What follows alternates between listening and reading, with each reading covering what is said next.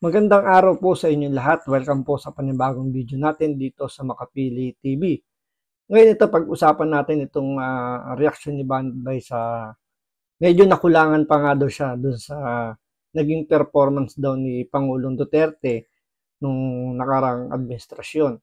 So ano ba tong sinasabi ni Banbay na nakulangan pa siya sa tinrabaho ni Pangulong Duterte despite na parang naibigay na lahat naman ni Pangulong Duterte yung kanyang makakaya para ibangon uli ang ating bansa, itaas yung dignidad nating mga Pilipino sa ibang bansa. So ano ba itong sinasabi ni Banat na parang nakulangan pa raw siya dito kay Pangulong Duterte? So panoorin po natin.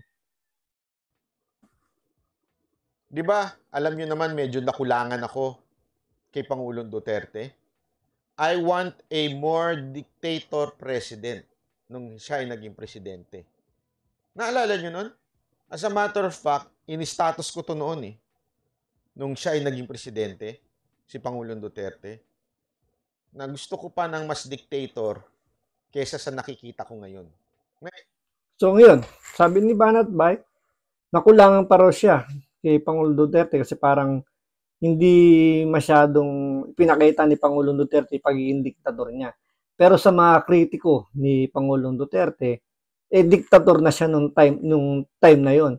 So parang contradicting or parang magkaiba lang ng definition yung kay Banat Bay dito sa mga kritiko ni Pangulong Duterte. Kasi si Banat Bay nakukulangan pa do sa pagiging diktador ni Pangulong Duterte, pero sa mga kalaban ni Pangulong Duterte noong time na yun, hanggang sa ngayon pa naman, ang tingin pa rin naman kay Pangulong Duterte is dictator pa rin siya. Pero eto, sabi nga ni Banat Bay, nakulangan pa siya sa pagiging diktator ni Pangulong Duterte. Ako, personal kong opinion, ako rin naman, medyo kulang pa yung ginawa ni Pangulong Duterte noong time na yun. Medyo hindi niya masyadong nagamit ng 100% yung kanyang pagiging kamay na bakal sa ating mga Pilipino. Kasi may mga bagay na hindi niya masyadong nabigyan ng pansin nung time niya, or sabi natin hindi niya naibigay ng 100% yung kamay na bakal nung time na yun. Medyo parang tinansya niya muna yung mga Pilipino kung hanggang saang level lang muna pwede niyang ibigay yung pagiging kamay na bakal. Status ko yun Binanatan niya ako dun Sabi daw, relax lang daw ako. You know why?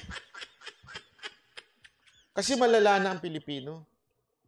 Sa Pilipinas, masiga ang sumusuway sa batas kesa sa nagpapatupad ng batas.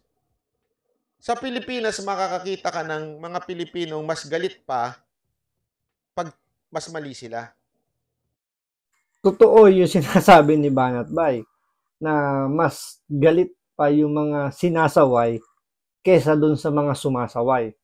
Andyan pa yung nakikipagtalo pa yung mga gumagawa ng mali dun sa mga nagpapatupad ng batas para itama yung mga mali. Pansinin nyo, tulad yung sa MMDA, di ba? Andyan yung striktong pinatutupad na nila yung EDSA busway na bawal dumaan ang mga ibang sasakyan. Pero still, meron pa rin gumagawa. Pag sinita, sila pa yung galit, sila pa yung parang inaargabyado pa nila yung mga nagpapatupad ng batas dun sa EDSA. Kaya nga sinasabi ni Banbay na mas matatapang pa yung mga sumasaway sa batas kaysa doon sa nagpapatupad sa batas. Ganun ang Pilipinas.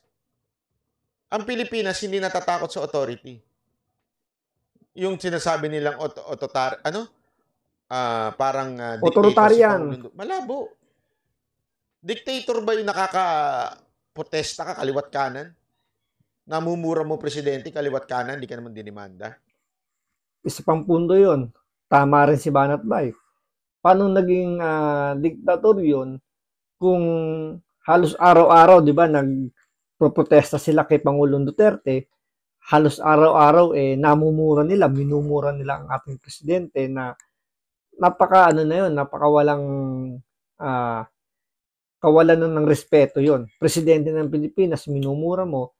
Pero yun nga, hindi naman dinimanda ni Pangulong Duterte. At isa pa, yung sinasabi rin ni Banat Bay na sa mga otoridad, mas mas matatapang pa tulad niyan. Yung mga kapulisan natin kapag ang sinisita nila is mayaman, andyan yung pulis pa yung takot. Kasi itong mga mayayaman, kayang kumuha ng abogado, kaya nilang baliktarin yung sitwasyon. Pwede yung pulis pa ang nalalagay sa alanganin kapag sinisita sila. Pero, meron pang mga bagay na parang, yun nga, mas matatapang pa yung talagang, yung, kumbaga mas tumitiklop pa yung mga otoridad natin at parang lumalabas parang ang kinakaya-kaya lang yung mga mahihirap lang na kababayan natin. Yun lang yung parang kinakaya-kaya ng mga nasa otoridad lang kasi yun lang yung kumbaga ito walang kakayanan lumaban to dahil nga wala namang pambayad ng abogado. Kumbaga parang imbis na pagtunan pa yun ng pansin yung paghanap ng abogado, pambayad sa abogado, syempre mas uunahin na nila yung kanilang pang-araw-araw. So, yun yung mas kinakaya-kaya lang ng ating mga otoridad na hindi na nagiging patas. Kaya nga, yun nga yung isa sa mga nakakalungkot na mas takot lang ating authority sa mga may kaya sa buhay, may mga kayang magbayad. Ang kinakaya-kaya naman is yung mga mahihirap na walang kakayanan lumaban. Diba? Sa totoo lang, tayo yung tipo ng walang takot na bansa. Pumunta kayo sa mga bansang may takot sa leader nila. Yun ang matitino. Authoritarian. Yun. Diba? Yun po ang mga matitino. Halimbawa Japan, diba? Isa pang puntong magandang sinabi ni Banat Bay. Kapag ang Pilipino nasa ibang bansa, sumusunod sa batas. Kahit yung maliliit lang na batas na pinatutupad doon sa ibang bansa, sumusunod ang Pilipino. Tulad na lang doon sa Singapore na bawal ngumuya ng chewing gum, bawal umihi kung saan-saan. Sumusunod ang Pilipino, talagang takot sila. Pero pag nandito sa Pilipinas, okay lang. Andyan pa nga yung may dudura, tapon ng basura rito, tapon ng basura doon. Alam naman nilang bawal, meron tayong ordinansa ganun, pero ginagawa pa rin. So, yun nga, nakakalungkot, di ba? Bakit ganun ang Pilipino kapag nasa ibang bansa is kaya naman sumunod sa batas na pinatutupad nila, pero dito sa Pilipinas, parang kapag may ginawang batas na sa mga ganung bagay, protesta kagad yung yung pinaiiral. Parang iniimbok kagad nila yung kanilang karapatan na alam naman nating mali. Pero yun nga, mas mas pinapanigan pa ng mga human rights. Nandiyan yung kaya lumalaki ang ulo ng mga Pilipino. Kaya nagiging marami na yung hindi sumusunod. Kasi alam nilang meron silang may kakampi sila, may tutulong, merong kukonsinti sa kanila. Pero pag nasa ibang bansa, alam naman nilang walang kukonsinti sa kanila, so sumusunod sila sa batas.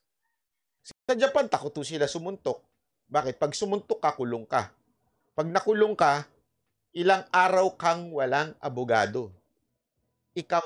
Tingnan nyo, sa Japan daw, kapag ikaw yung naunang nanuntok, pwede kang makulong ng 7 days tapos wala kang abogado.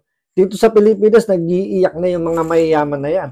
Irereklamo na kagad yung nanghuli ng kung ano-anong mga ireklamo, police brutality, andyan na yung illegal arrest, yung mga illegal yung sa pagpukulong na ganyan. Hindi na kumbaga parang puro reklamo na kagad. Pero sa Japan, hindi sila makapagreklamo. Pero mo 7 days, wala kang abogado. Ando ka, nakakulong na wala kang, ang sabi pa nga dyan, parang wala ka rin dalaw for 1 week para magtino ka. Lang. 7 days, pwede pa nilang i-extend kung gugustuhin nila. Ganon katakot ang mga, bakit to? Tandaan ninyo, may context yan. Isipin nyo to ang context ng Japan noon, ang nagahari dyan, mga Yakuza. Mga Yakuza, sigayan dyan Oh. Pero ang mga Yakuza, kinikwento nga nila sa akin ngayon, ano na lang sila, more on image. Okay? Actually, nire-respeto na nga lang sila Yung mga Yakuzang matitino meron kasi mga Yakuzang nasa baba na binubugbog. Hindi, ito, walang biro ito. Kwento nga sa akin ng isang isang nabugbog ng Yakuza. Pilipino to kinuwento niya sa Hindi ko na lang papangalanan yung pangalan niya Kinuwento niya sa akin. Meron siyang isang kaibigang Hapon, after nilang galing sa isang club, pinagtulungan, pinagtripan ng mga Yakuzang walang kwenta, yung mga nasa baba, yung mga walang katungkulan na Yakuza, yung mga balalay, pinagtripan. Ang ginawa niya, nilabanan niya. Kasi pinagtripan yung kaibigan niya, pinagtanggol niya. Hanggang umabot sila, dumating yung pulis, naano sila, yung Yakuza, tinawag ng pulis yung leader ng Yakuza. Nung pagdating ng Yakuzang leader, alam nyo ginawa ng Yakuzang leader? Hindi ho binugbog yung Pilipinong pinagtanggol yung Hapon. Alam mo ginawa? Pinagsorry sa kanya. Yung mga tauhan niya. Kasi nga, Bilhin mo, Yakuza na yun supposedly, sila yung matatapang sa Japan. Pero ano nangyari? Sumunod sila sa batas ng Japan kasi nga nirespeto nila yung yung otoridad na. So nawala na yung yung kumbaga meron na silang mutual respect na. So nagrerespetuhan, hindi kumbaga hindi kaagad ikinulong ng pulis yung miyembro ng Yakuza, bagkus tinawag muna yung leader ng Yakuza para yun nga ang ginawa apology yung pinagsorry yung miyembro ng Yakuza nitong high ranking na doon nga dahil nga tinawagan pa ng pulis yung yung Yakuza. So doon nakikita nyo na may mutual respect yung dalawang party. So sana ganyan din sa Pilipinas. Meron na silang ganung mutual respect sa authority.